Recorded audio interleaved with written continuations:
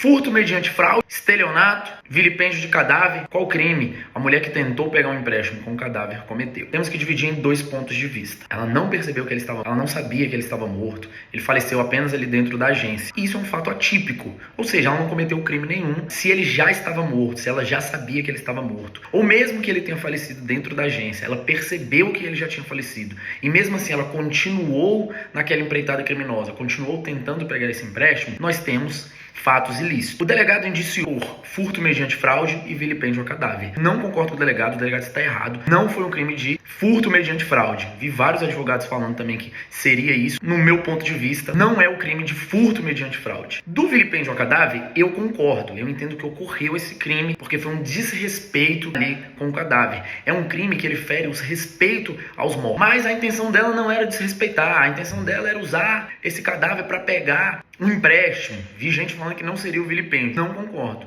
Porque houve um desrespeito sim. Ou você não acha que a pessoa pega um cadáver, mesmo que não seja para desrespeitar, vai lá no cemitério, pega o cadáver, bota no carro, não, vou ficar passeando com esse cadáver, dando um rolê com ele. O que será que a família desse cadáver vai achar? Para eles não foi um desrespeito? Então com certeza é esse crime. Com relação ao indiciamento de furto mediante fraude, o delegado está equivocado. Vi várias pessoas falando que seria esse crime, mas não é. Por causa de algo muito simples. No furto, o verbo é subtrair. Ou seja, o agente, o réu, o acusado, o investigado, é ele que pega o dinheiro e leva. Se não é ela que pega o dinheiro, não estamos no furto. Se é a vítima que entrega espontaneamente, nós estamos no estelionato. A diferença de furto mediante fraude para o estelionato está no verbo. No furto mediante fraude, é o próprio réu, é o agente que retira aquele bem. No estelionato, é a vítima que entrega. Vou dar um exemplo muito clássico.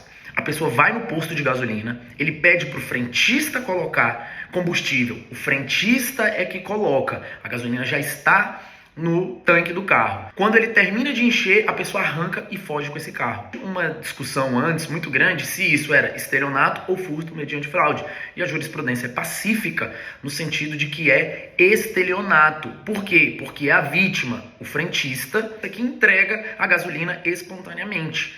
Então é furto mediante fraude. Diferente seria se a pessoa chega no posto de gasolina, joga uma conversa ali no ouvido do frentista, fala pro frentista ir lá na conveniência pegar alguma coisa. Enquanto o frentista está dentro da conveniência, a pessoa corre, pega a gasolina, ela mesma coloca a gasolina no seu carro e depois foge. Aí é furto mediante fraude, porque foi ela que subtraiu a gasolina. Nesse caso, não tem como ser furto mediante fraude. Nós estaríamos diante de um estelionato.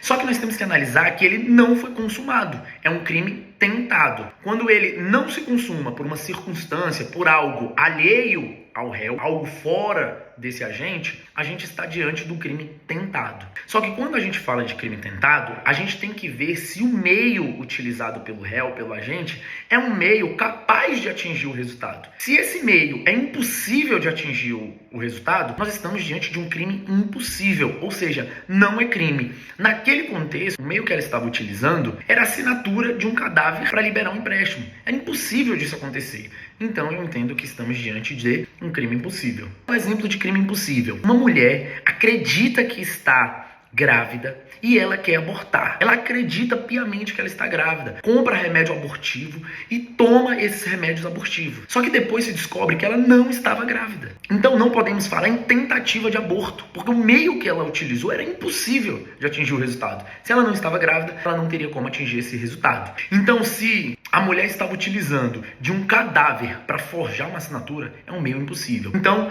não estamos diante de uma tentativa de estelionato. Também não estamos diante de uma tentativa de furto mediante fraude, porque não ia ser ela que ia pegar esse bem, esse dinheiro, não ia ser ela que ia tomar do banco, é o banco que ia entregar para ela. Então não está presente nenhum dos dois. O crime que eu vejo é o de vilipêndio de cadáver, porque eu entendo que ela desrespeitou sim esse cadáver.